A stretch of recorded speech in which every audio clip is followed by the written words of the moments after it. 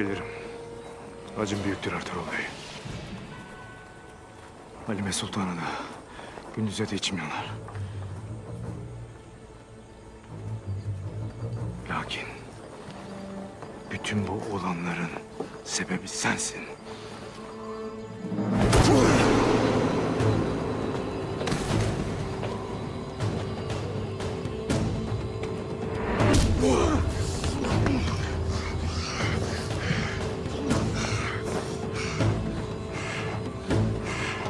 Benden şüphe ederler miyim?